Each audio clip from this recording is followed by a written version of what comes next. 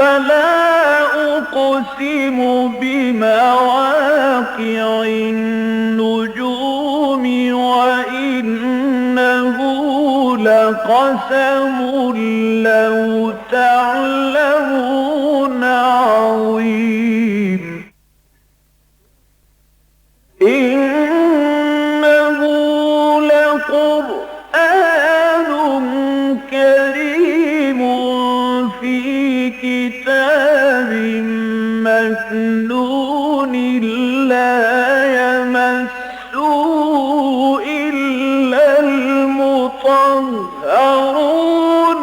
تنزيل من رب العالمين.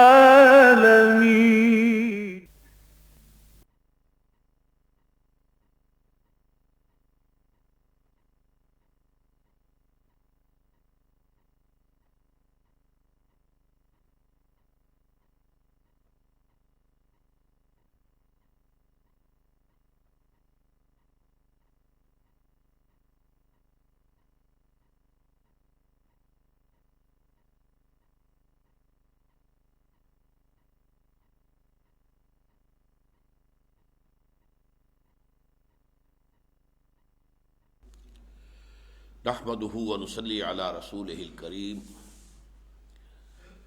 اما بعد فقد قال الله تبارك وتعالى كما ورد في سورة النساء اعوذ بالله من الشيطان الرجيم بسم الله الرحمن الرحيم يا ايها الذين آمنوا خذوا حذركم فانفروا ثبات او انفروا جميعا وَإِنَّ مِنْكُمْ لَمَنْ لَيُبَطِّئَنَّ فَإِنْ أَصَابَتْكُمْ مُصِيبَةٌ قَالَ قَدْ أَنْعَمَ اللَّهُ عَلَيَّ إِذْ لَمْ أَكُنْ مَعَهُمْ شَهِيدًا وَلَئِنْ أَصَابَكُمْ فَضْلٌ مِّنَ اللَّهِ لَيَقُولَنَّ كَأَن لَّمْ تَكُنْ بَيْنَكُمْ وَبَيْنَهُ مَوَدَّةٌ يَا لَيْتَنِي كُنْتُ مَعَهُمْ فَأَفُوزَ فَوْزًا عَظِيمًا فَلْيُقَاتِلْ فِي سَبِيلِ اللَّهِ الَّذِينَ يَشْرُونَ الْحَيَاةَ الدُّنْيَا بِالْآخِرَةِ وَمَنْ يُقَاتِلْ فِي سَبِيلِ اللَّهِ فَيُقْتَلْ أَوْ يَغْلِبْ فَسَوْفَ نُؤْتِيهِ أَجْرًا عَظِيمًا وَمَا لَكُمْ لَا تُقَاتِلُونَ فِي سَبِيلِ اللَّهِ وَالْمُسْتَضْعَفِينَ مِنَ الرِّجَالِ وَالنِّسَاءِ وَالْوِلْدَانِ الَّذِينَ يَقُولُونَ رَبَّنَا أَخْرِجْنَا مِنْ هَٰذِهِ الْقَرْيَةِ الظَّالِمِ أَهْلُهَا وَاجْعَل لَّنَا مِن لَّدُنكَ وَلِيًّا وَاجْعَل لَّنَا مِن لَّدُنكَ نَصِيرًا الَّذِينَ آمَنُوا يُقَاتِلُونَ فِي سَبِيلِ اللَّهِ والذین کفروا یقاتلون فی سبیل الطاغوت فقاتلوا اولیاء الشیطان ان کید الشیطان کان ضعیفا صدق اللہ العظیم رب اشرح لی صدری ویسر لی امری واحلل عقدۃ من لسانی یفقہوا قولی اللہم ربنا الہمنا رشدنا واعذنا من شرور انفسنا اللہم ارنا الحق حقا وارزقنا اتباعہ وارنا الباطل باطلا وارزقنا اجتنابہ آمین یا رب العالمین۔ یہ بات سامنے آ چکی ہے کہ قرآن حکیم میں سورتوں کا پہلا جوڑا سورہ بقرہ اور سورہ آل عمران پر مشتمل ہے اور دوسرا جوڑا سورہ نساء اور سورہ مائدہ پر۔ سورہ نساء اور سورہ مائدہ دونوں میں آیات کی ترتیب اس طرح ہے کہ خطاب تین فریقوں سے ہے: امت مسلمہ، منافقین اور اہل کتاب۔ لیکن ایسا نہیں ہے کہ کوئی ورٹیکل ڈویژن ہو کہ پہلے خطاب امت مسلمہ سے مکمل ہو جائے، پھر خطاب منافقین سے، پھر اہل کتاب سے، بلکہ یہ کہ یہ تین لڑیاں جیسے کہ باہم بٹ دی جائیں۔ چنانچہ میں پچھلی مرتبہ تفصیل سے بتا چکا ہوں کہ کس کس مقام پر امت مسلمہ سے خطاب ہے، پھر کون کون سی آیات اہل کتاب سے خطاب پر مشتمل ہے، اور اسی ضمن میں یہ کہ اس کا جو بڑا حصہ ہے اس سورہ مبارکہ کا سب سے بڑا حصہ وہ منافقین سے خطاب پر مشتمل ہے، اور وہ دو جگہ پر منقسم ہے۔ نمبر 60 آیت سے لے کر 126ویں آیت تک 67 آیات تسلسل کے ساتھ منافقین کے بارے میں۔ البتہ یہ بات بھی بارہا آ چکی ہے سامنے کہ قرآن مجید میں کسی ایک مقام پر بھی منافقین سے جو خطاب ہے وہ یا ایھا الذین نافقوا یا ایھا المنافقون کے الفاظ سے نہیں، بلکہ یا ایھا الذین آمنوا سے، اس لیے کہ وہ بھی مدعی ایمان تھے، وہ کہتے تھے کہ ہم مومن ہیں۔ اس پہلو سے ان سے بھی خطاب جو کیا جا رہا ہے، اور قانوناً وہ مسلمان تھے، انہیں مسلمان تسلیم کیا جاتا تھا۔ یہ اصل میں آیات کے حوالے سے بیچ بیچ میں کہیں لفظ منافق آ گیا۔ پچھلے درس میں ہم دیکھ چکے ہیں کہ رأیت المنافقین یصدون عنک صدودا، اے نبی آپ دیکھتے ہیں کہ جب ان کے درمیان کوئی جھگڑا ہوتا ہے اور ان سے کہا جاتا آؤ حضور کی عدالت میں چلو اور فیصلہ کرا لو، تو آپ دیکھتے ہیں کہ وہ منافق جو ہیں وہ رک جاتے ہیں آپ کے پاس آنے سے، رکنا کر یعنی انتہائی وہ اڑیل ہو کر وہ کہتے ہیں کہ نہیں ہم حضور کے پاس نہیں جائیں گے صلی اللہ علیہ وسلم، حالانکہ ایمان کے مدعی ہیں۔ اسی طریقے سے جیسا کہ میں نے عرض کیا تھا کہ یہ 3 اہم موضوعات ہیں کہ جو منافقت کے ضمن میں اس سورہ مبارکہ میں آئے ہیں۔ پہلی بات ہم پڑھ چکے کہ وہ یہ کہتے تھے اللہ کو بھی ہم مانتے ہیں، آخرت کو بھی ہم مانتے ہیں، قرآن کو بھی ہم مانتے ہیں، لیکن یہ کیا ضروری ہے کہ ہر معاملے میں محمد صلی اللہ علیہ وسلم کی پیروی کی جائے اور آپ کا حکم مانا جائے۔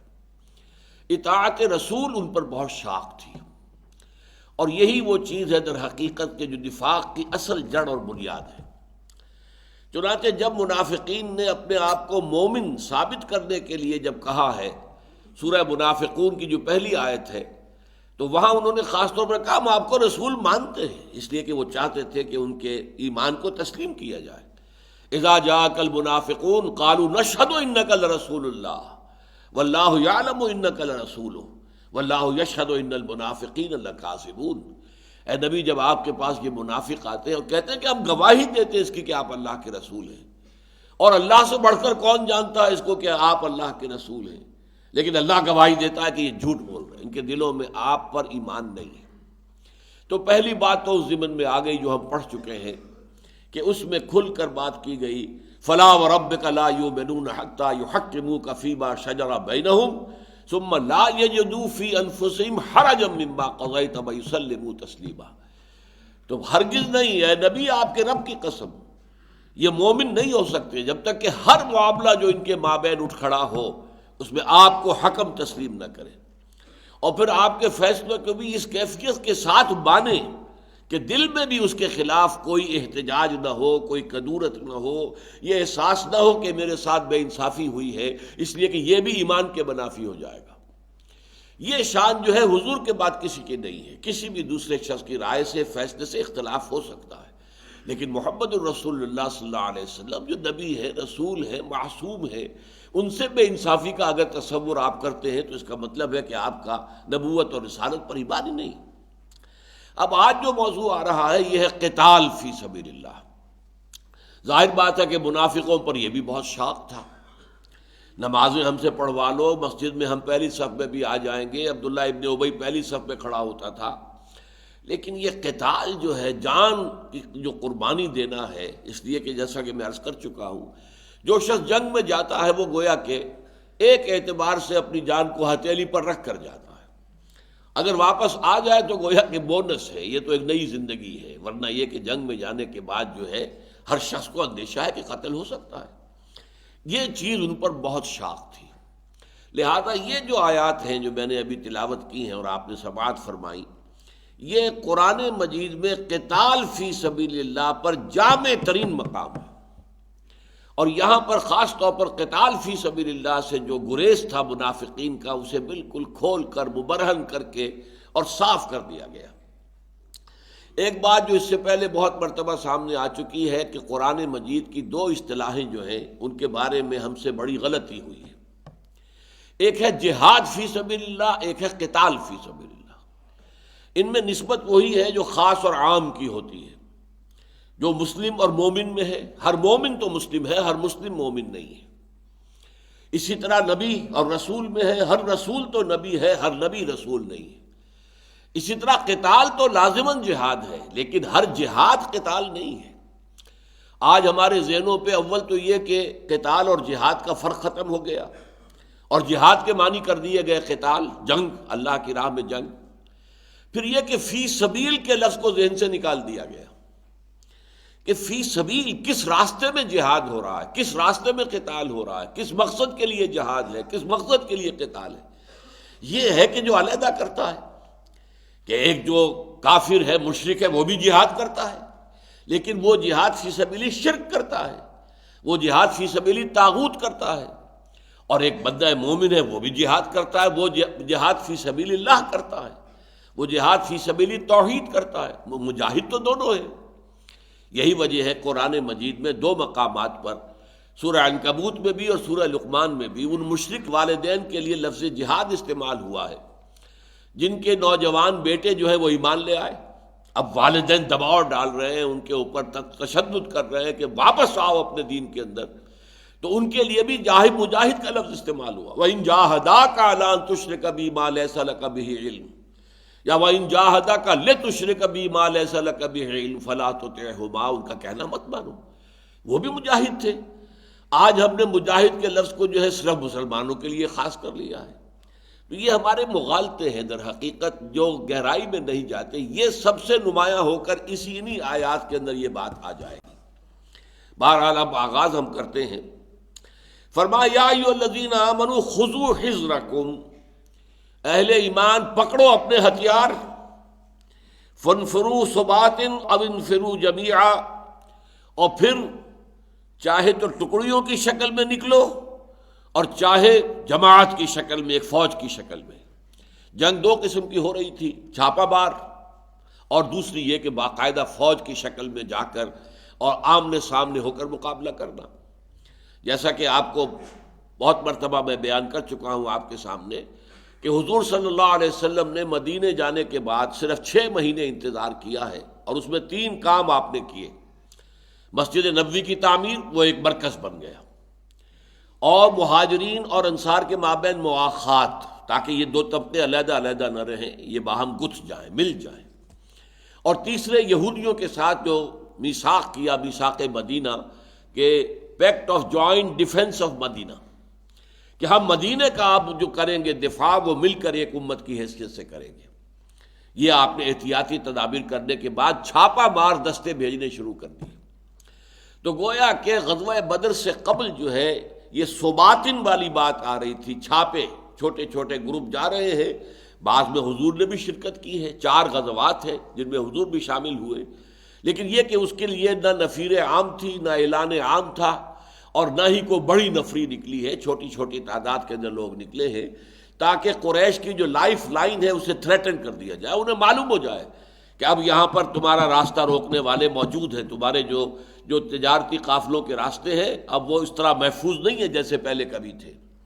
یا پولیٹیکل آئسولیشن، کہ جہاں حضور گئے وہاں کے قبائل کے ساتھ آپ نے معاہدہ کر لیا، یا تو پہلے وہ قریش کے حلیف تھے اب حضور کے ہو گئے، اور یا یہ کہ وہ نیوٹرل ہو گئے کہ ہم نہ آپ کا ساتھ دیں گے قریش کے خلاف، نہ قریش کا ساتھ دیں گے آپ کے خلاف۔ لیکن ہر دونوں صورتوں میں در حقیقت جو زون آف پولیٹیکل انفلوئنس تھا قریش کا وہ کم ہوتا چلا گیا۔ اب اس کے بعد جنگ بدر سے جو ہے یہ باقاعدہ جنگ جس کو ہم کہتے ہیں وہ شروع ہوئی ہے، 2 فوجیں آمنے سامنے آئی، تو یہ ہے جمیعہ۔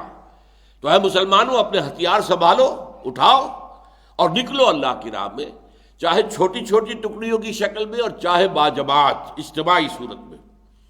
اب یہاں منافقت کا ذکر آ رہا ہے، وَإِنَّ مِنْكُمْ لَمَن لَّيُبَطِّئَنَّ، اور یقیناً تم میں سے کچھ لوگ ایسے ہیں جو تاخیر کر دیتے ہیں، نکلنے میں دیر کرتے ہیں۔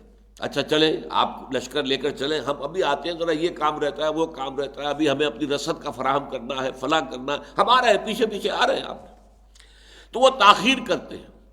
اب جو اصل لشکر آگے گیا ہے اس کے لیے 2 ہی صورتیں ہو سکتی ہیں، یا تو انہیں اللہ کی طرف سے کوئی آزمائش پیش آ گئی، کوئی عارضی شکست ہو گئی، کوئی نقصان پہنچ گیا، کوئی چرکا لگ گیا، تو فرمایا فَإِنْ أَصَابَتْكُمْ مُصِیبَةٌ، پھر اگر تم پر کوئی مصیبت آ جاتی ہے، قَالَ قَدْ أَنْعَمَ اللَّهُ عَلَيَّ إِذْ لَمْ أَكُن مَّعَهُمْ شَهِيدًا، تو بڑے مومن صادق طرح سے کہتے ہیں او اللہ کا بڑا انعام ہو گیا مجھ پر اور بڑا فضل ہوا اس کا، یعنی بڑے موحد ہیں، جبکہ میں ان کے ساتھ نہیں تھا، اگر میں بھی ہوتا ہم تو پیچھے رہ گئے، اگر ہم بھی ساتھ ہوتے تو ہمارے اوپر بھی وہی مصیبت آ جاتی۔ تو وہاں وہ کہتے ہیں قال قد انعم اللہ علیہ اذ لم اکن معہم شہیدا، جب میں ان کے ساتھ موجود نہیں تھا تو یقیناً اللہ نے مجھ پر بڑا فضل کیا، بڑا کرم کیا، اس کی نظر عنایت ہے مجھ پر۔ وَإِلَيْنَ أَصَابَكُمْ فَضْلٌ مِّنَ اللَّهِ، اور اگر تمہیں مل جائے کوئی اللہ کا فضل، اللہ فتح دے دے، مال غنیمت ہاتھ آ جائے، لَيَقُولَنَّ، تو پھر وہ لازماً کہے گا كَأَن لَّمْ تَكُن بَيْنَكُمْ وَبَيْنَهُ مَوَدَّةٌ، گویا جیسے کہ ان کے اور تمہارے درمیان کوئی دوستی تھی ہی نہیں۔ لہذا کیا کہیں گے؟ یا لیتنی کنت معہم، کاش کہ میں بھی ان کے ساتھ ہوتا، فافوز فوزا عظیما، تو مجھے بھی بہت بڑی کامیابی حاصل ہو جاتی۔ تو اگر وہاں پر کوئی تکلیف آ گئی تو اللہ کا شکر کر رہے ہیں کہ ہم ساتھ نہیں تھے، اور اگر وہاں کوئی فتح نصیب ہو گئی، کوئی مال غنیمت ہاتھ آ گیا تو اب حسرت کے ساتھ، اور حسرت سے زیادہ اس میں جو ہے حسد شامل ہے کہ ان کے ہاتھ تو مال غنیمت لگ گیا، انہیں تو بہت بڑا جو ہے دولت جو ہے مل گئی، ہم محروم رہ گئے۔ تو اس میں حسد اور حسرت دونوں کا عنصر ہے، اور اسی لیے کہا کَأَن تَكُن بَيْنَكُمْ وَبَيْنَهُ مَوَدَّةٌ، اگر تو دوستی ہوتی اہل ایمان سے تو خوش ہوتے کہ ہمارے بھائیوں کو، ہمارے ساتھیوں کو فتح نصیب ہوئی ہے، ہمارے بھائیوں کو، ہمارے ساتھیوں کو کوئی مال غنیمت ملا ہے، اللہ نے انہیں جو ہے اپنی طرف سے یہ نعمت عطا کی ہے۔ اگر وہ ہوتے اہل ایمان تو اہل ایمان کی کامیابی پر خوش ہوتے، لیکن چونکہ ان کے اہل ایمان کے اور ان کے درمیان کوئی مودت نہیں ہے، کوئی دوستی نہیں ہے، بلکہ ان کے اندر تو ہڈن دشمنی ہے، چھپی ہوئی عداوت ہے، لہذا اس موقع پر وہ کہتے ہیں یا لیتنی کنت معہم فافوز فوزا عظیما، کاش کہ میں بھی ان کے ساتھ ہوتا تو میں بھی بڑی کامیابی حاصل کر لیتا۔ اب یہ آیت آ رہی فَلْيُقَاتِلْ فِي سَبِيلِ اللَّهِ الَّذِينَ يَشْرُونَ الْحَيَاةَ الدُّنْيَا بِالْآخِرَةِ، یہ فعل امر ہے، لازماً قتال کرے اللہ کی راہ میں۔ اب یہاں پہ قتال بحث نہیں ہے، فی سبیل اللہ، اللہ کے راستے میں، اللہ کے کاز کے لیے، فار دی کاز آف اللہ، اور وہ کاز کیا ہے؟ اللہ کے دین کا غلبہ، لِتَكُونَ كَلِمَةُ اللَّهِ الْعُلْيَا، اللہ کی بات سب سے اونچی ہو جائے، لِيُظْهِرَهُ عَلَى الدِّينِ كُلِّهِ، دین حق کو تمام نظام زندگی کے اوپر غالب کر دیا جائے، یہ سبیل اللہ ہے۔ اللہ کا دین پھیلے اور اللہ کا دین قائم ہو جائے، اللہ کا دین غالب ہو جائے، یہ اللہ کے لیے جہاد ہے۔ فَلْيُقَاتِلْ، اب قتال کرو۔ اب دیکھیے جب یہاں لفظ قتال کا آ رہا ہے تو کس قدر کثرت کے ساتھ لفظ قتال اب دہرایا جائے گا۔ ہم نے بڑی غلطی کی ہے اور اس کو لفظ کو عام کر دیا جہاد کو، جہاد جہاں بھی ہے اس کے معنی قتال ہے، معاذ اللہ۔ قتال کا لفظ اپنی جگہ مستقل اصطلاح ہے، البتہ بعض مواقع پر قتال کی جگہ جہاد آ جاتا ہے، اس لیے کہ جہاد تو لازماً، قتال تو لازماً جہاد ہے، لیکن ہر جگہ آپ جہاد کے معنی اگر کریں گے قتال تو بہت بڑے مغالطے میں مبتلا ہو جائیں گے۔ فَلْيُقَاتِلْ فِي سَبِيلِ اللَّهِ الَّذِينَ يَشْرُونَ الْحَيَاةَ الدُّنْيَا بِالْآخِرَةِ، تو وہ لوگ کہ جنہوں نے حیات دنیاوی کو فروخت کر دیا ہے آخرت کے عوض، یہ ہے اصل مومن۔ مومن کون ہے؟ جو دنیا کی زندگی کو بیچ دیتا ہے آخرت کے لیے، یہی تو ہے۔ اس لیے کہ اللہ تعالیٰ یہاں یشرون آیا ہے، یشرون کے معنی بیچ دینا، اشترا کہتے ہیں خریدنے کو، شرا یشری بیچ دینا، باب افتعال میں آئے گا اشترا، تو اشترا کے معنی ہے خریدنا۔ چنانچہ سورہ توبہ میں جو آیت آئی ہے ان اللہ اشترا من المؤمنین انفسهم واموالهم بان لهم الجنہ، اللہ تعالیٰ نے اہل ایمان سے ان کی جانیں اور مال خرید لیے ہیں جنت کے عوض۔ جنت قیمت ہے جو دی جائے گی آخرت میں، جان اور مال یہاں خرچ کرنا ہوگا اللہ کی راہ میں۔ تو یہ ہے شرا یشری بیچ دینا اور اشترا یشتری خرید لینا۔ تو جو لوگ بھی واقعتاً اپنی حیات دنیاوی کو بیچ چکے ہوں آخرت کے عوض، یعنی ان کے ہاں ترجیح آخرت فیصلہ کن طور پر ہو چکی ہو، وہ ایثار کر چکے ہوں کہ ہم دنیا کو چھوڑ دیں گے، آخرت قبول کریں گے، جان جب چاہے چلی جائے، مال جتنا ہو نکل جائے، کوئی پرواہ نہیں، اس لیے کہ ہم نے تو آخرت کو قبول کر لیا ہے، آخرت کو پسند کر لیا ہے۔ تو جو شخص اس پیمانے پر پورا اترے، الذین یشرون الحیات الدنیا بالآخرہ، اس کے لیے تو لازم ہے اللہ کی راہ میں جہاد کرے۔ وہ کیسے پیچھے رہ سکتا ہے؟ اسے تو آگے آگے جانا چاہیے شوق کے اندر، کہ جتنا جلد ممکن ہو میں جام شہادت نوش کروں اور وہ مجھے مرتبہ حاصل ہو جائے کہ ولا تقولوا لمن يقتل فی سبیل اللہ اموات بل احیاء ولکن لا تشعرون، اس لیے کہ شہداء کے لیے جو بھی اللہ کی راہ میں قتل ہو جائیں ان کے لیے تو یوم الحساب کا انتظار بھی نہیں ہے، براہ راست اسی وقت جنت میں داخلہ ہو جاتا ہے۔ قیل ادخل الجنہ قال یا لیت قومی یعلمون بما غفر لی ربی وجعلنی من المکرمین۔ جب وہ صاحب ایمان جو ہے سورہ یاسین میں جو قصہ آیا ہے، واقعہ آیا ہے، بیان ہوا ہے، جب اس مومن کو قتل کر دیا گیا اس نے فوراً کہا یہاں سے جان نکلی اور سیدھی جنت میں، تو کاش کہ میری قوم کو معلوم ہوتا کہ میرے پروردگار نے کس طرح میرے گناہ معاف کر دیے اور میرا جو کتنا اکرام ہو رہا ہے، میری بیوی رو رہی ہوگی، میرے بچے رو رہے ہوں گے کہ ہمارا جو باپ یا ہمارا شوہر جو تھا وہ قتل کر دیا گیا، لیکن کاش کہ انہیں معلوم ہو جاتا کہ میں نے اللہ کی راہ میں قتل ہو کر کوئی گھاٹے کا سودا نہیں کیا۔ فَلْيُقَاتِلْ فِي سَبِيلِ اللَّهِ الَّذِينَ يَشْرُونَ الْحَيَاةَ الدُّنْيَا بِالْآخِرَةِ وَمَنْ يُقَاتِلْ فِي سَبِيلِ اللَّهِ، اور جو بھی قتال کرتا ہے اللہ کی راہ میں فَيُقْتَلْ أَوْ يَغْلِبْ، اب دو ہی صورتیں ہیں، پھر چاہے وہ قتل ہو جائے اور چاہے غالب ہو جائے، دونوں ہی صورتیں ہیں۔ اللہ نے کوئی ضمانت نہیں دی ہے کہ تم میری راہ میں قتال کرو گے تو تمہیں موت نہیں آئے گی یا قتل ہونے کی مصیبت نہیں آئے گی، کوئی ضمانت نہیں۔ حضرت حمزہ شیر خدا اسد اللہ و اسد رسول ہی شہید ہو گئے، وحشی کا نیزہ جو ہے جسم سے آر پار ہو گیا، شہید ہو گئے۔ تو یہ تو در حقیقت جیسا کہ میں نے عرض کیا، جو جنگ میں جاتا ہے وہ موت کا پورا رسک لے کر جاتا ہے۔ یہی وجہ ہے کہ سورہ توبہ کی اس آیت میں یہ جو بیع و شرع اللہ کے درمیان ہے اس کا نتیجہ کیا بیان کیا ہے؟ ان اللہ اشتری من المؤمنین انفسهم واموالهم بان لهم الجنہ یقاتلون فی سبیل اللہ فیقتلون ویقتلون، تو جو اللہ کے ساتھ سودا انہوں نے کیا ہے، اپنی جان اور مال فروخت کر دی ہے جنت کے عوض، اس کا نتیجہ کیا ہے، اس کا ظہور کس شکل میں ہو رہا ہے؟ اللہ کی راہ میں قتال کر رہے ہیں، قتل کرتے بھی ہیں، قتل ہوتے بھی ہیں۔ غزوہ بدر میں انہوں نے 70 کو قتل کر دیا اور 70 کو قیدی بنا لیا، اور جو قتل ہوئے وہ قریش کے چوٹی کے سردار تھے۔ غزوہ احد کے اندر مسلمانوں کی اپنی غلطی سے 70 صحابہ شہید ہو گئے۔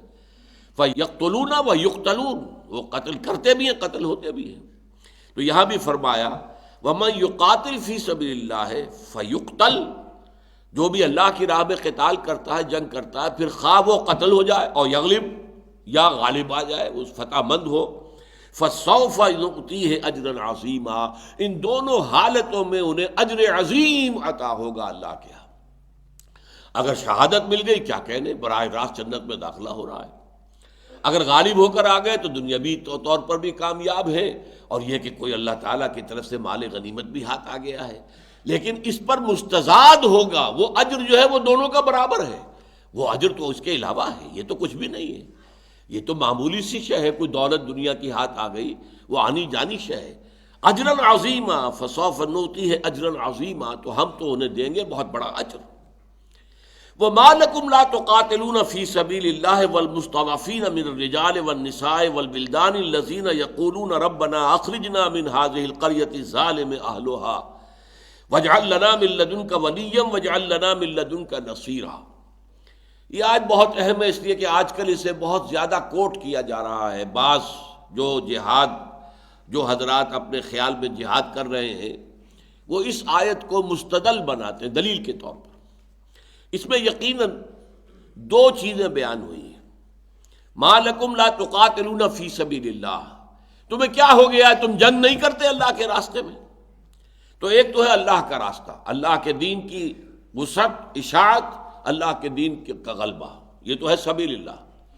ایک دوسری مت بھی تھی کہ مسلمان مختلف جگہوں پر جو ایمان لے آئے، خاص طور پر مکے میں جو مسلمان تھے، وہ سب کے سب ہجرت نہیں کر پائے۔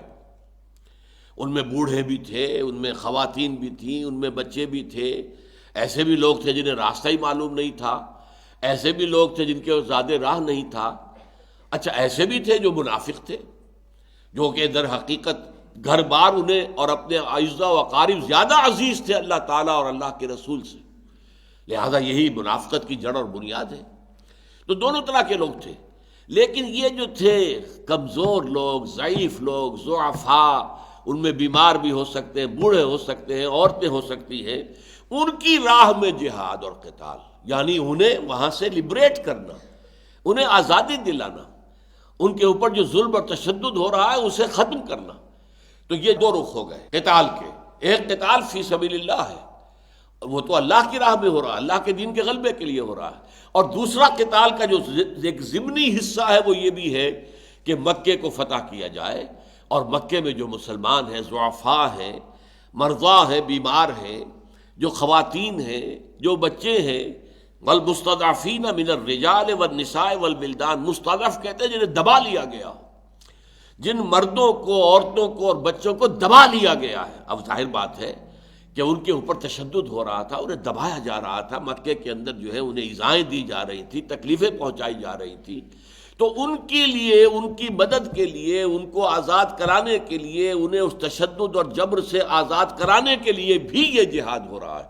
تو اس قتال کے دو مقاصد ہو گئے، ایک فی سبیل اللہ دین کا غلبہ، اور ایک ان کمزور دبے ہوئے پسے ہوئے مسلمانوں کی مدد اور نصرت، اور ان کو نجات دلانا اس تشدد سے اور اس دباؤ سے جو ان پر پڑ رہا تھا۔ وَمَا لَكُمْ لَا تُقَاتِلُونَ فِي سَبِيلِ اللَّهِ وَالْمُسْتَضْعَفِينَ مِنَ الرِّجَالِ وَالنِّسَاءِ وَالْوِلْدَانِ الَّذِينَ يَقُولُونَ، جو کہ دعائیں کر رہے ہیں، اللہ سے پکار کر رہے ہیں، اللہ سے استغاثہ کر رہے ہیں، اللہ سے فریاد کر رہے ہیں، ربنا اخرجنا من هذه القرية الظالم اهلها، اے اللہ ہمیں کسی راستہ دے کہ ہم یہاں سے نکل جائیں، ہمیں نکالنے کا راستہ دے دے، ہمیں یہاں سے نکلنے کا راستہ دے دے، کوئی شکل پیدا کر دے کہ ہم اس قریے سے، اس بستی سے، یہ کون سا قریہ ہے؟ مکہ، ام القریٰ، هذه القریہ، اس بستی سے ہمیں نکال کسی طریقے سے کہ جس کے رہنے والے جو ہیں بہت ظالم ہیں، ظالم اہلها، وَاجْعَلْ لَنَا مِن لَّدُنْكَ وَلِيًّا، اور ہمارے لیے خاص اپنے پاس سے، اپنے فضل سے مددگار اور حمایتی اور پشت پناہ بھیج، وَاجْعَلْ لَنَا مِن لَّدُنْكَ نَصِيرًا، اور ہمارے لیے اپنے پاس سے، خاص اپنے فضل سے ہمارے لیے مددگار بھیج۔ تو یہ آیت مبارکہ جو ہے اس کو سمجھنا چاہیے کہ یہ کن سے کہا جا رہا ہے۔ ظاہر بات ہے کہ یہ کہا جا رہا ہے مدینے میں جو مسلمان ہیں، اور روح سخن اصل میں کن کی طرف ہے؟ جو قتال سے جو بچنا چاہتے ہیں، پہلو ہی کرنا چاہتے ہیں۔ لیکن یاد بات ہے کہ مدینے کے دوسرے اہل ایمان بھی اگر مخاطب ہیں تو یہ وہ لوگ ہیں کہ جو اسلامی حکومت میں رہ رہے ہیں، وہاں اسلامی حکومت قائم ہو چکی ہے، وہاں اللہ کے احکام نافذ ہیں۔ اب اگر کسی ملک کے اندر اللہ کا دین تو غالب نہیں ہے، اللہ کے دین کی بجائے کسی اور دین کے اوپر نظام چل رہا ہے، حاکمیت خدابندی کی بجائے حاکمیت عوام کی بنیاد کے اوپر جو ہے حکومتیں قائم ہو رہی ہیں، قوانین بن رہے ہیں، سود اور جوئے کے اوپر پورا نظام معیشت جو ہے وہ استوار ہے، نہ ہی قائلی قوانین اسلام کے نہیں ہیں، اس کے اندر بھی قطر بہوت کر دی گئی ہے۔ وہاں کے لوگ بجائے اس کے کہ اپنے ملک کے اندر اللہ کے دین کو غالب کرنے کے لیے جد و جہد کریں، اب کہیں باہر جا کر، تیسرے تواڑے جا کر اگر وہ کہتے ہیں اور اس آیت کو دلیل بناتے ہیں کہ ہم وہاں جا کر جہاد کر رہے ہیں جن مسلمانوں پر ظلم ہو رہا ہے، تو در حقیقت وہ اس کا جو خطاب کا رخ ہے اسے نہیں پہچان رہے۔ انہوں نے اپنے ہاں دین قائم کر دیا ہے، ان کے ہاں فیصلے شریعت کے مطابق ہو رہے ہیں، اب یہ اضافی کام ہے۔ جب تمہارے ہاں اللہ کا دین قائم ہو چکا، جب تمام فیصلے جو ہیں اللہ کی شریعت کے مطابق ہو رہے ہیں، تو اب ٹھیک ہے، اب تمہیں باہر نکلنا ہے، لیکن باہر نکلنے سے پہلے اپنے گھر کو تو درست کرو اگر درست نہیں ہے۔ تو یہ آیت جو ہے اس کا محل اور مقام، اس کا پس منظر، اس میں اصل خطاب کن کی طرف ہے؟ ورنہ ظاہر بات ہے کہ مکے کے اندر ظلم ہو رہا تھا، کیا حضور نے اس وقت مسلمانوں کو اجازت دی کہ جاؤ ابو جہل کا ہاتھ روک لو، بلکہ کاٹ دو اس کا ہاتھ، جس ہاتھ سے کہ وہ حضرت سمیہ اور حضرت یاسر رضی اللہ تعالیٰ عنہما پر تشدد کر رہا، کاٹ ڈالو اس کا ہاتھ؟ نہیں، حالانکہ اس سے بڑا ظلم تو کسی پر ہوا ہی نہیں، حضرت سمیہ اور حضرت یاسر سے بڑھ کر تو ظلم کسی پر بھی نہیں ہوا، اور انہیں تو بالآخر ٹارچر کر کے شہید کر دیا گیا، لیکن ان کی مدد کے لیے تو حضور نے حکم نہیں دیا، حالانکہ کم سے کم 40 صحابہ موجود تھے، اور زیادہ زیادہ یہی ہوتا نا کہ اس کے بعد چند جو ہے صحابہ کو قتل کر دیا جاتا، انتقام کے اندر یہی ہوتا نا۔ لیکن یہ ہے کہ 70 صحابہ تو جو ہے احد کے اندر بھی شہید ہو گئے، تو شہادت سے بچنے والی بات نہیں تھی، بلکہ یہ تھا کہ پہلے اسلامی حکومت قائم ہو، اس کے بعد قتال جو ہے اس کی سرحدوں سے باہر نکلے گا۔ میں یہاں چاہتا ہوں کہ ذرا وضاحت سے بیان کر دوں. دیکھیے، قتال فی سبیل اللہ کی صرف 3 صورتیں ممکن ہیں. قتال فی سبیل اللہ 3 صورتیں. نمبر 1، اسلامی حکومت، خلافت کا نظام قائم ہے. اب وہ خلافت کو ایکسپورٹ کرنے کے لیے، دوسرے ملکوں میں قائم کرنے کے لیے بھی جنگ کر رہے ہیں. جیسے کہ ہم یہ کہہ سکتے ہیں کہ سلطنت روما کے ساتھ جو ٹکراؤ ہوا اس کا تو ایک فوری سبب بھی بن گیا تھا کہ شاہ غسان جو باج گزار تھا سلطنت روما کا، اس کے پاس جو حضور کا ایلچی پہنچا تھا خط لے کر، اس نے ایلچی کو رضی اللہ تعالیٰ عنہ شہید کر دیا. اب سفیر کا قتل جو ہے وہ اعلان جنگ ہوتا ہے، لہذا ان کی طرف سے تو ہم کہہ سکتے ہیں کہ مسلمانوں نے اگر ان پر حملہ کیا ہے اور سلطنت روما سے ٹکراؤ مول لیا ہے تو اس کا ایک سبب جو ہے فوری طور پر سبب بھی موجود تھا. ایران پر تو کوئی سبب نہیں تھا. کس لیے ایران پر حملہ کیا؟ ان کی طرف سے کوئی اقدام نہیں ہوا. زیادہ سے زیادہ اس نے یہ کیا تھا کہ حضور کا نامہ مبارک چاک کر دیا تھا بس، جس پر حضور نے فرمایا کہ اس نے میرا خط نہیں پھاڑا، اس نے اپنی سلطنت کو چاک کر دیا، اس کے ٹکڑے کر دیے. اور اس نے تو بلکہ کہا، وہ جو سفیر آئے تھے، کہ ان کے سر پر جو ہے یہاں مٹی کا ایک ٹوکری رکھ دو. تو وہ جو سفیر خوش ہوئے کہ انہوں نے گویا کہ اپنی زمین ہمیں دے دی ہے. اگر مٹی جو ہے وہ میرے سر پر رکھ دی گئی ہے تو گویا کہ زمین اپنی انہوں نے ہمیں دے دی. انہوں نے اس کو جو ہے ایک اچھے شگون کے اوپر معمول کیا. یہی وجہ ہے کہ جب رستم سپہ سالار افواج ایران نے، جب صحابہ کا ایک وفد گیا، اس نے بلایا کہ آؤ مجھ سے بات کرو. کہا تم ہم پر کیوں چڑھ دوڑے ہو؟ پہلے بھی تم آیا کرتے تھے، قتل و غارت کرتے تھے، لوٹ مار کرتے تھے، چلے جاتے تھے. یہ دنیا میں ہمیشہ ہوا ہے کہ ایک سیٹلڈ سویلائزیشن ہے جہاں لوگ آباد ہیں. اور آبادی کا مطلب اس وقت کیا تھا؟ ایگریکلچر ہو رہا ہے، اپنے کھیت ہیں، اس کے اندر جو ہے وہ کچھ بو رہے ہیں، یا اپنے آبادیوں کے اندر کرگے لگا رکھے ہیں، وہ کپڑا بن رہے ہیں اور رہ رہے ہیں آرام سے. لیکن آس پاس اگر کوئی سطح مرتفع کا علاقہ ہے جو بنجر ہوتا ہے، یا کوئی صحرا ہے لقودق جو بنجر ہے، وہاں کے رہنے والے، ان کے لیے معاش کا راستہ کیا تھا؟ وہ آتے تھے، غارت گری کرتے تھے، لوٹ مار کرتے تھے اور بھاگ جاتے تھے.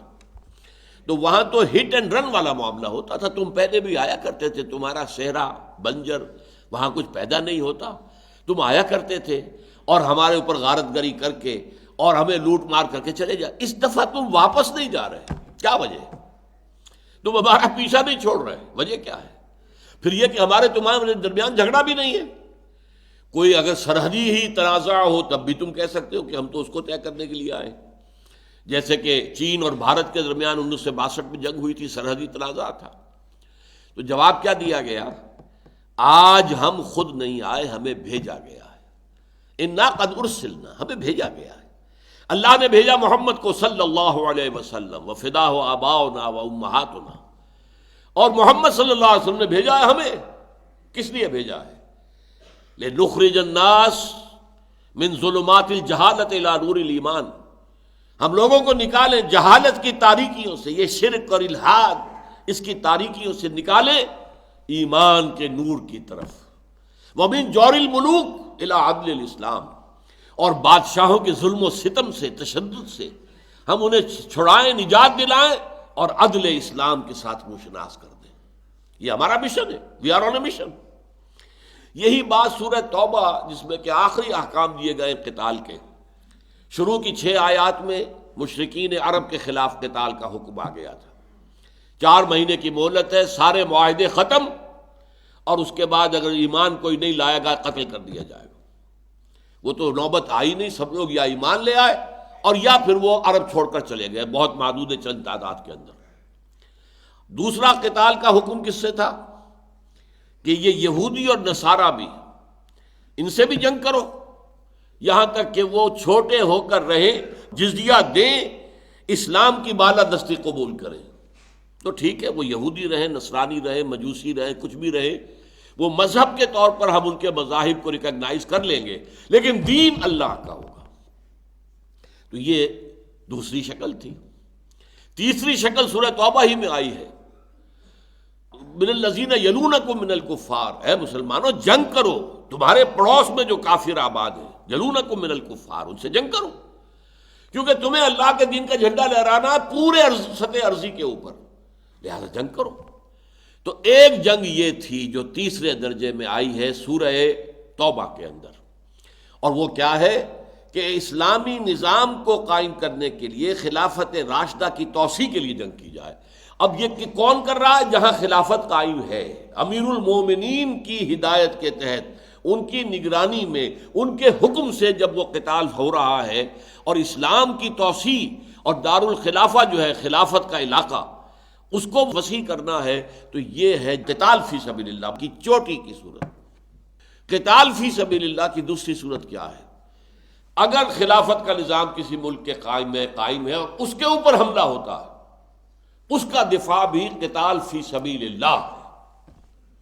اور تیسری شکل کیا ہے؟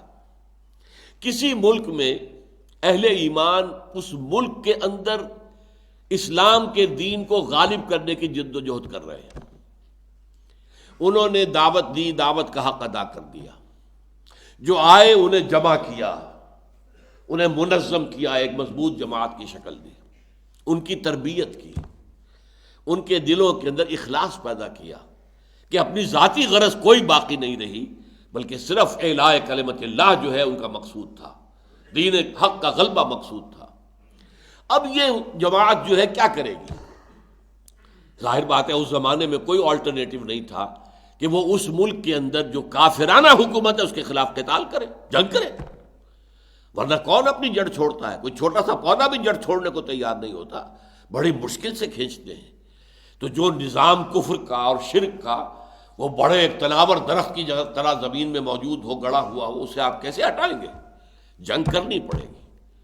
اب یہاں دو امکانات ہیں۔ ایک امکان تو یہ ہے کہ وہاں جو حاکم ہو وہ کافر ہو، کھلم کھلا کافر، تو ان کے خلاف تو جنگ میں کوئی مذائقہ ہے ہی نہیں، اس لیے کہ وہ کافر ہیں، ان کے خلاف جنگ کرنی ہے، اور یہ خالص قتال فی سبیل اللہ ہوگا۔ یا دوسری شکل یہ ہو سکتی ہے کہ ہیں تو مسلمان، فاسق ہیں، فاجر ہیں، اور شریعت الہی کے بجائے دوسرے قوانین کے مطابق فیصلہ کر رہے ہیں، معنوی طور پر کافر ہیں، اس لیے کہ قرآن کا فتویٰ ہے وَمَن لَّمْ يَحْكُم بِمَا أَنزَلَ اللَّهُ فَأُولَٰئِكَ هُمُ الْكَافِرُونَ، جو اللہ کی اتاری ہوئی شریعت کے مطابق فیصلہ نہیں کرتے وہی تو کافر ہیں۔ وَمَن لَّمْ يَحْكُم بِمَا أَنزَلَ اللَّهُ فَأُولَٰئِكَ هُمُ الظَّالِمُونَ، جو اللہ کی اتاری ہوئی شریعت کے مطابق فیصلے نہیں کرتے وہی تو ظالم ہے، اور ظالم کا ایک ترجمہ جو ہے مشرک بھی ہے، ان الشرک لظلم عظیم۔ اور تیسرا فتویٰ ہے وَمَن لَّمْ يَحْكُم بِمَا أَنزَلَ اللَّهُ فَأُولَٰئِكَ هُمُ الْفَاسِقُونَ، اور جو اللہ کی اتاری ہوئی شریعت کے مطابق فیصلے نہیں کرتے، چاہے وہ مسلمان ہوں لیکن وہی تو حقیقت میں فاسق ہیں، سرکش ہیں، باغی ہیں، ناہنجار ہیں، ان کے خلاف قتال بھی جائز ہے۔ البتہ اس میں ہمارے ہاں بعض جو مسلک ہیں ان کا کہنا یہ ہے کہ وہ فاسق ہوں، فاجر ہوں، اگر کفر بواہ کا حکم نہ دیں، مسلمان ہیں حاکم، کھلم کھلا کفر کا حکم نہیں دے رہے، تو ان کے خلاف بغاوت جو ہے مسلح جائز نہیں ہے۔ لیکن امام ابو حنیفہ، امام اعظم، ان کا فتویٰ ہے کہ جائز ہے۔ فاسق و فاجر حکمران جو اسلامی قوانین کے بجائے کسی اور قوانین کے تحت فیصلے شروع کر دیں، ان کے خلاف قتال جائز ہے۔ یہ قتال کی تیسری شکل ہے۔ اپنے ملک میں، اپنے علاقے میں اللہ کے دین کو غالب کرنے کے لیے وہ جہاد فی سبیل اللہ جب اس مرحلے میں آ جائے گا، جب دعوت دی جائے گی یہ بھی جہاد فی سبیل اللہ ہے، جب انہیں جمع کیا جائے گا یہ اس کی کوششیں بھی جہاد فی سبیل اللہ ہے، جب ان کی تربیت و تزکیہ کیا جائے گا یہ بھی جہاد فی سبیل اللہ ہے۔ اس سے آگے بڑھ کر جب قتال فی سبیل اللہ کا مرحلہ آ جائے گا تو یہ بھی قتال فی سبیل اللہ کی تیسری شکل ہے۔ نوٹ کر لیجئے اسے۔ قتال فی سبیل اللہ کی صرف تین صورتیں ہیں۔ نظام خلافت کسی ملک پر قائم ہے، امیر المومنین ہے، خلیفۃ المسلمین موجود ہیں، ان کے حکم سے، ان کی قیادت میں، ان کی زیر ہدایت دوسرے ملکوں پر حملہ کیا جائے تاکہ وہاں پر بھی اللہ کے دین کو غالب کر دیا جائے۔ یہ قتال فی سبیل اللہ کی بلند ترین شکل ہے جو صحابہ کرام نے دوران خلافت راشدہ کی۔ نمبر دو، اگر اس نظام خلافت والے ملک پر کوئی کافر حکومت حملہ کرتی ہے تو یہ دفاع بھی خالص قتال فی سبیل اللہ ہوگا۔ نمبر تین، اپنے ملک میں، اپنے علاقے میں اگر یہ جہاد فی سبیل اللہ جو ہے دعوت اللہ اور پھر منظم کرنا، تربیت اور تزکیہ کرنا، اس کے بعد اتنی قوت فراہم ہو جائے کہ اب جو بھی کافرانہ حکومت ہے، چاہے وہ کافروں ہی کے ذریعے ہو رہی ہو، چاہے وہ مسلمانوں کے ذریعے ہو رہی ہو کافرانہ حکومت، اس کے خلاف قتال، یہ قتال فی سبیل اللہ ہوگا۔ باقی دوسری کیٹیگری ہے جائز جنگ۔ قتال فی سبیل اللہ ایک چھوٹی کی کیٹیگری ہے، ایک ہے جنگ جو جائز ہے۔ کوئی مسلمان ملک ہے، چاہے وہاں اسلام نافذ نہیں ہے، اس پر حملہ اگر ہو رہا ہے تو اس کا دفاع جو ہے یہ بھی جائز جنگ ہے، اور اس میں بھی اگر کوئی مرے گا، جان دے گا، وہ شہید ہوگا۔ اس لیے کہ حضور نے فرمایا ہے من قتل دون مالہ فہو شہید، جو شخص اپنے مال کی حفاظت کرتے ہوئے مارا جائے وہ بھی شہید ہے۔ ایک مسلمان ہے، اللہ اور اس کے رسول کے احکام پہ چلتا ہے، وہ کہیں سفر کر رہا تھا، ڈاکو نے حملہ کیا، ایک دو ڈاکو آ گئے، یا ان کے ہاتھ میں ہتھیار ہے، پستول ہے، اب وہ کہتے ہیں حوالے کر دو جو کچھ ہے تمہارے پاس۔ اب یہ راستہ دو ہی ہے اس کے پاس کہ یا تو کہہ لو ٹھیک ہے بھائی مجھ پر جو کچھ ہے لے لو، میری گھڑی بھی اتار لو، میرا پین لے لو، میری جیب میں سے بٹوا نکال لو، میری جان بخشی کرو، لے جاؤ جو لینا ہے۔ اور دوسرا یہ کہ آدمی کہے کہ نہیں، اڑ جائے اپنی حفاظت کے لیے، اور اس میں وہ مارا جائے تو وہ بھی شہید ہے۔ تو ظاہر بات ہے کہ اگر مسلمان کا اپنے مال کی حفاظت میں مارے جانا شہادت ہے تو اپنی آزادی کے لیے، اس کے تحفظ کے لیے مارے جانا وہ بھی شہادت ہے۔ یہی وجہ ہے افغانستان میں جب روسیوں کے خلاف جہاد ہو رہا تھا، میں نے اسے جہاد فی سبیل اللہ تو نہیں کہا تھا، اس لیے کہ نہ دعوت کے مراحل تھے، نہ اس سے پہلے افغانستان میں کوئی خلافت کا نظام قائم تھا، یہ تو چیزیں نہیں تھی۔ تو وہ جو ٹپیکل تین میں نے بتائی ہیں آپ کو کہ جو قتال فی سبیل اللہ کی شکلیں، ان میں سے کوئی نہیں تھی۔ ہاں ایک مسلمان ملک کا جہاں کا نظام اسلامی نہیں تھا، اگرچہ جہاں کے حکمران جو ہے وہ بالکل انگریزی تہذیب کے اندر جو ہے غرق تھے، لیکن یہ ہے کہ مسلمان ملک تھا تو اس کے تحفظ میں، اس کی آزادی کے تحفظ کے لیے جنگ کرنا جائز قتال تھا، اور اس جائز قتال میں جس نے جان دی ہے وہ بھی شہید ہے۔ تو جائز قتال بہت سے قسم کے ہو سکتے ہیں، لیکن قتال فی سبیل اللہ یہ اصل میں تین ہیں۔ پھر نوٹ کر لیجئے، نظام خلافت کسی ملک میں قائم ہے، اس نظام خلافت کی توسیع کے لیے آپ خود آگے بڑھ کر حملہ کرتے ہیں، جس کے لیے کہ صحابہ کرام کی فوجیں جو ہے جہاں گئی ہیں تین آپشن رکھے، ایمان لے آؤ ہمارے برابر کے ہو جاؤ گے، ہم یہ بھی کلیم نہیں کریں گے ہم سینئر مسلمان ہیں تم جونیئر مسلمان ہو، ہمارے حقوق زیادہ تمہارے کم ہیں، نہیں، ہمارے برابر ہو جاؤ، یہ نہیں تو جزیہ دو اور چھوٹے بن کر رہو، اور دین الحق جو ہے اللہ کا دین کی بالا دستی کو قبول کرو، اور اگر یہ بھی نہیں تو آؤ میدان جنگ کے اندر، تلوار فیصلہ کرے گی ہمارے اور تمہارے درمیان۔ یہ قتال فی سبیل اللہ کی بلند ترین صورت تھی جو دور خلافت راشدہ میں ہوئی۔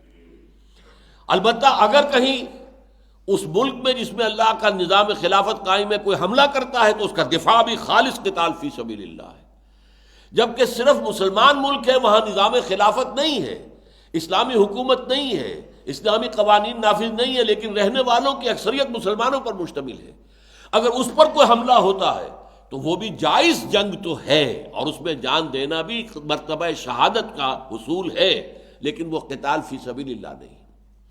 اس فرق کو ذرا اچھی طریقے سے نوٹ کر لیجئے۔ تو یہاں پر جو ہے قتال فی سبیل اللہ کی بات ہو رہی ہے۔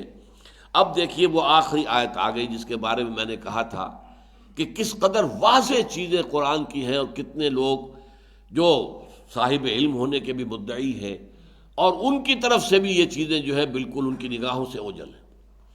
اس آیت میں کھول دیا گیا الذین آمنوا یقاتلون فی سبیل اللہ، جو لوگ ایمان لائے ہیں وہ تو اللہ کی راہ میں قتال کر رہے ہیں، والذین کفروا یقاتلون فی سبیل الطاغوت، اور جنہوں نے کفر کیا وہ بھی تو قتال کر رہے ہیں۔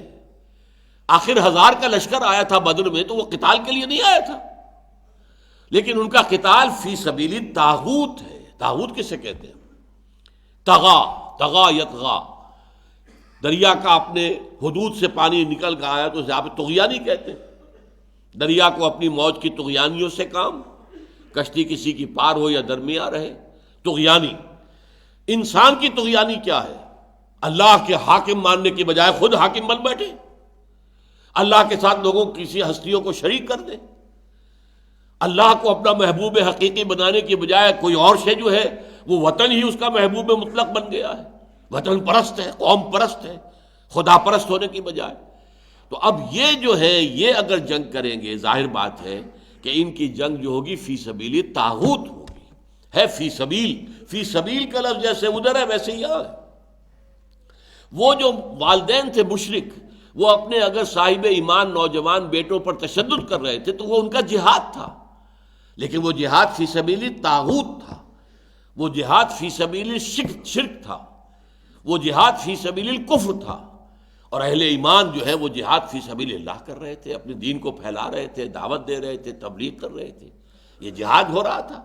مکے کے اندر 12 برس یہ جہاد جاری رہا، ادھر سے بھی جہاد ادھر سے بھی جہاد، ادھر سے جہاد فی سبیل اللہ ادھر سے جہاد فی سبیل طاغوت یا فی سبیل شرک. اسی طریقے سے جب قتال شروع ہو گیا تو قتال بھی دو طرفہ ہے. ایک طرف محمد الرسول اللہ صلی اللہ علیہ وسلم اور آپ کے ساتھی ہیں والذین معہ، یہ ہے قتال کر رہے فی سبیل اللہ، اللہ کی حکومت قائم کرنے کے لیے، اللہ کے کلمے کو سربلند کرنے کے لیے، اللہ کے دین کو غالب کرنے کے لیے.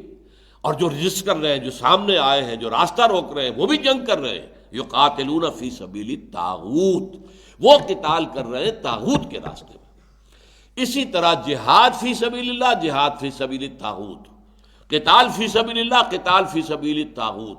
تو یہی ہمیشہ رہا، جیسا کہ دنیا کے اندر حق و باطل کی جو جنگ ہے ہمیشہ جاری رہی ہے. ہر رسول آیا ہے تو وہ جنگ ہوئی ہے. وہ جنگ چاہے ہاٹ وار نہ ہوئی ہو، کولڈ وار تو ہوئی نا.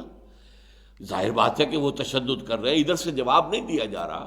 لیکن آپ نوٹ کیجئے، اگر فرض کیجئے مدینے کی کھڑکی نہ کھلتی اللہ تعالیٰ کے فضل و کرم سے، تو کیا مکے ہی میں قتال نہ ہو جاتا؟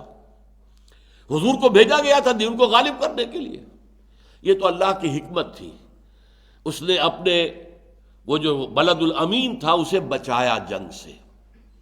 آخری وقت میں صرف ایک دن کے لیے حضور کے لیے جنگ جائز کی گئی ہے حرم کے اندر، اور وہ بھی چند لوگ مارے گئے صرف. باقی یہ کہ وہ تو بلد الامین ہے، لہذا اس کو اللہ نے بچا لیا اور مسلمانوں کو نکال کر وہاں سے لے گیا. اور پھر وہاں سے جنگیں ہوئی ہیں اور وہ باہر میدان کے اندر ہوئی ہیں.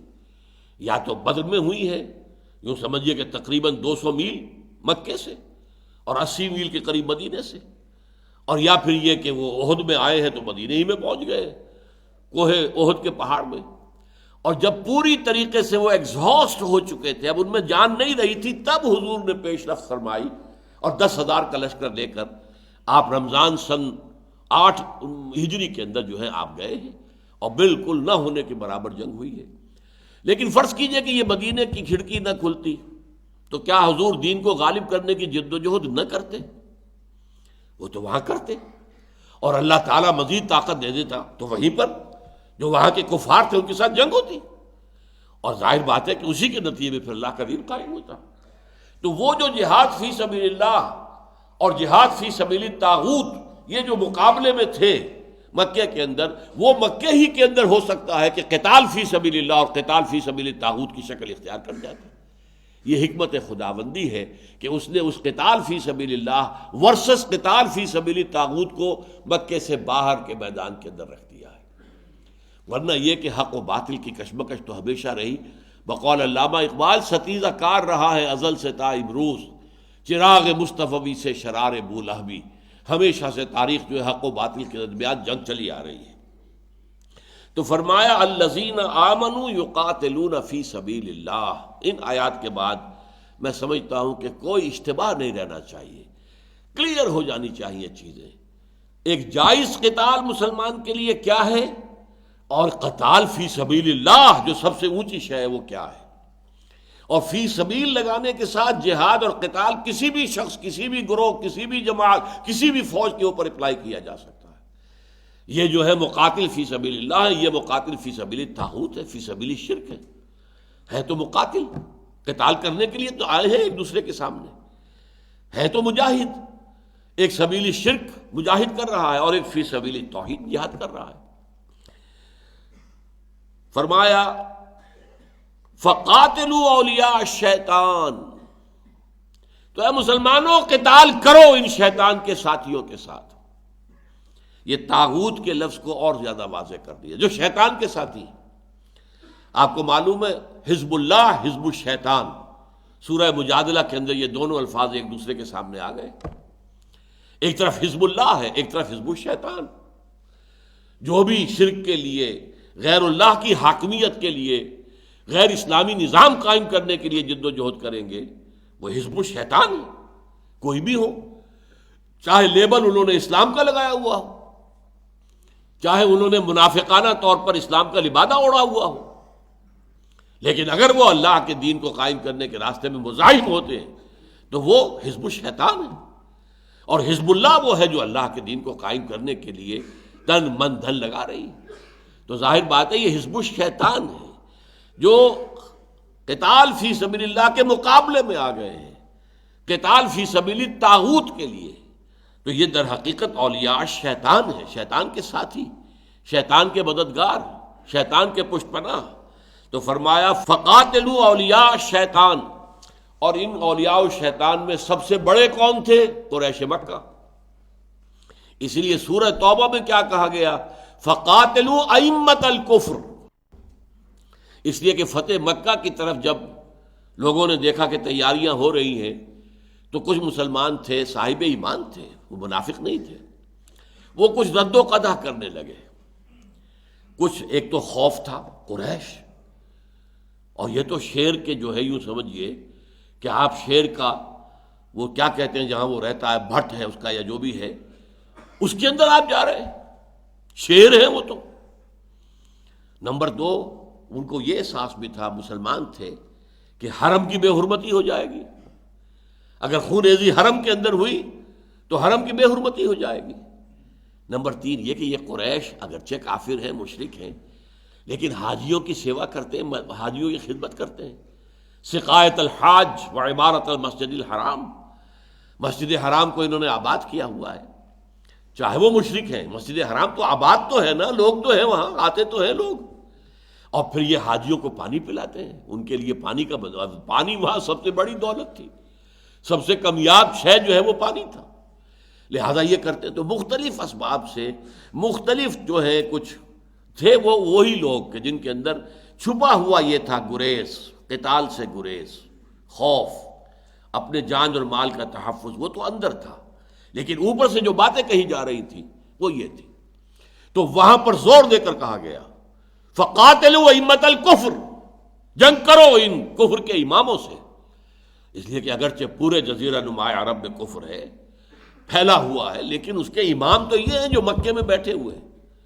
چاہے کوئی فارمل حکومت نہیں تھی، کوئی مرکزی حکومت نہیں تھی، کوئی مرکزی فوج نہیں تھی، کوئی ٹرینڈ آرمی نہیں تھی، لیکن جو بھی معاشرہ تھا جزیرہ نما عرب کا، اس میں امامت کا مقام قریش کو حاصل تھا، اس لیے کہ مرکز جو ہے وہ مکہ تھا، سب کا، سب قبیلوں کے بت وہاں رکھے ہوئے تھے۔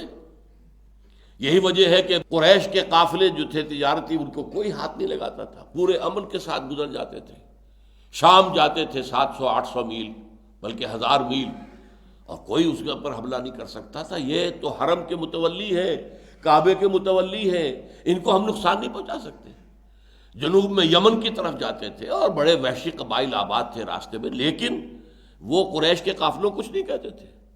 لإلاف قریش إیلافہم رحلۃ الشتاء والصیف، سردی گرمی میں ان کے قافلے خوب چلتے تھے، گرمی میں یہ شام کی طرف جاتے تھے، سردی میں یمن کی طرف جاتے تھے۔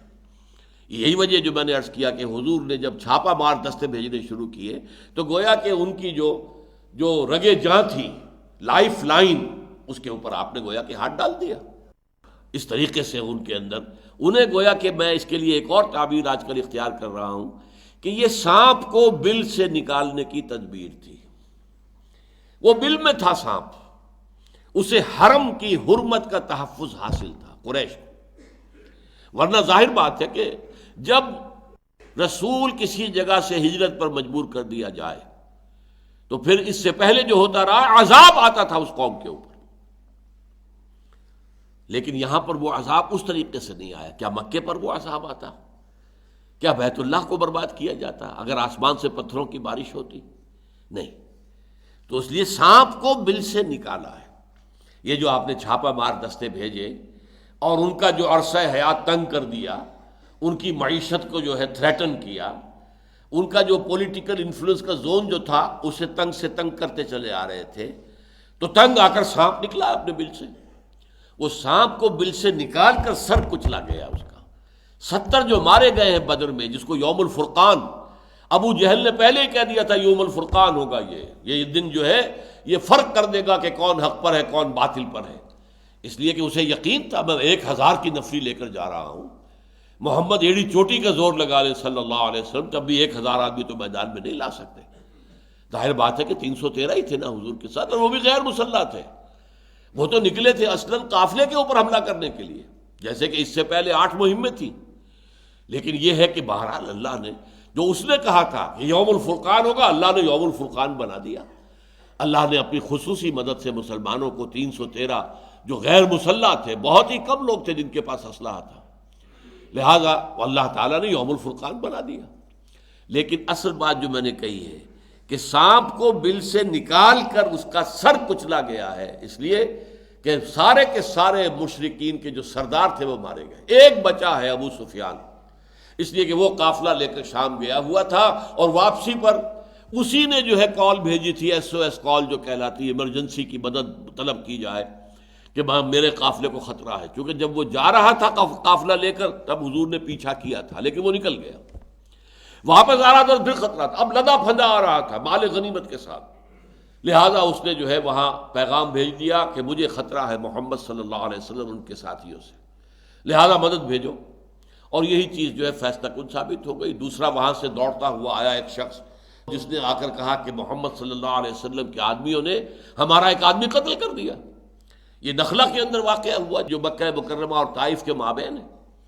تو پھر یہ سانپ نکلا ہے اپنے بل سے اور ان کا سر کچلا گیا میدان بدر میں۔ تو فرمایا فقاتلوا اولیاء الشیطان ان کید الشیطان کان ضعیفا، یہ بڑی پیاری آیت ہے۔ شیطان کی چال، شیطان کی تدبیر بہت کمزور ہے، نظر آتی ہے بہت مرعوب کن، معلوم ہوتا ہے کہ اس تو بڑی طاقت ہے اس کے پاس، لیکن کیسے اللہ تعالیٰ اس طاقت کو سرنگو کر دیتا ہے۔ ہاں اہل ایمان ثابت کر دیں، اپنی ثابت قدمی کا ثبوت دے دیں، ثابت کر دیں اپنے دین کے اوپر اخلاص کے ساتھ قائم ہونے کو، ثابت کر دیں کہ ہم نے جو سودا اللہ کے ساتھ کیا ہے، ان اللہ اشتری من المؤمنین انفسهم واموالهم بان لهم الجنہ، جسے یہاں کہا گیا الذین یشرون الحیات الدنیا بالآخرہ، جو واقعتاً اپنا سودا کر چکے ہو جان و مال کا اللہ کے ساتھ جنت کے عوض، اگر وہ اس کا ثبوت دے دیں گے آزمائشیں آئیں گی، وَلَنَبْلُوَنَّكُمْ بِشَيْءٍ مِّنَ الْخَوْفِ وَالْجُوعِ وَنَقْصٍ مِّنَ الْأَمْوَالِ وَالْأَنفُسِ وَالثَّمَرَاتِ، لیکن اگر تم نے اپنا ثبات قدم اور اپنا استقلال اور اپنا صبر و مثابرت کا جو طرز عمل ہے ثابت کر دیا تو اللہ کی مدد آئے گی۔ پھر تم دیکھو گے جھاگ کی طرح سے وہ جو نظر آ رہا تھا بہت بڑا پہاڑ، معلوم ہوگا یہ تو روئی کے گالے تھے جو ختم ہو گئے، جیسے 12,000 کا لشکر جو ہے غزوہ احزاب کے اندر ایسے تتر بتر ہو گیا کہ اس کے لیے لڑائی کی نوبت ہی نہیں آئی، باقاعدہ جنگ آمنے سامنے ہو کر نوبت نہیں آئی، سوائے چند مار کے ہوئے، یا ادھر سے کوئی تیر مارا گیا ادھر کوئی ہلاک ہو گیا، یا ادھر سے کوئی تیر آیا تو یہاں پر کوئی زخمی ہو گئے، یہ ہوا ہے، ورنہ خندق کے ادھر وہ پڑے ہوئے تھے ادھر اہل ایمان تھے، اور پھر آندھی ایسی آئی ہے اللہ کی طرف سے، ریحن کہا ہے سورہ احزاب کے اندر، ارسلنا علیہم ریحن، ہم نے ایک زوردار آندھی بھیجی کہ ان کی جو دیگیں چڑھی ہوئی تھی چولہوں کے اوپر کھانا پکانے کے لیے وہ الٹ گئیں، ان آگ لگ گئی خیموں کے اندر، ایک تباہی، آنکھوں میں مٹی پڑ گئی، دکھائی کچھ نہیں دے رہا، تنگ آ کر وہاں سے انہوں نے اپنے کیمپ اکھاڑے اور چلے گئے۔ وہ جو بڑا ایک طوفان نظر آ رہا تھا معلوم ہوا جھاگ ہی جھاگ تھے، کچھ بھی نہیں تھا۔ تو ان قید الشیطان کان ضعیفا، تو گھبراؤ نہیں اے اہل ایمان، یہ شیطان کی چال اور تدبیر اور اس کی جو بھی قوت ہے یہ بہت کمزور ہے حقیقت کے اعتبار سے، البتہ تمہارے امتحان کے لیے، ابتلاء اور آزمائش کے لیے اللہ تعالیٰ شیطان کو موقع دیتا ہے کہ وہ بڑے لاؤ لشکر لے کر آتا ہے، جس سے کہ جن کے دلوں میں ذرا بھی روگ ہے، فی قلوبہم مرض، وہ مرعوب ہو جائیں، جیسے کہ غزوہ احزاب کے اندر پھر منافقین کا نفاق ان کی زبانوں پر آ گیا، ما وعدنا اللہ ورسولہ الا غرورا، ہمیں تو اللہ اور اس کے رسول نے سبز باغ دکھا کر جھوٹے وعدے کر کے ہمیں مروا دیا، ہم سے کہا تھا قیصر و کسریٰ کے خزانے تمہارے قدموں میں آئیں گے، آج ہمارا حال یہ ہے کہ قضائے حاجت کے لیے ہم باہر نہیں جا سکتے۔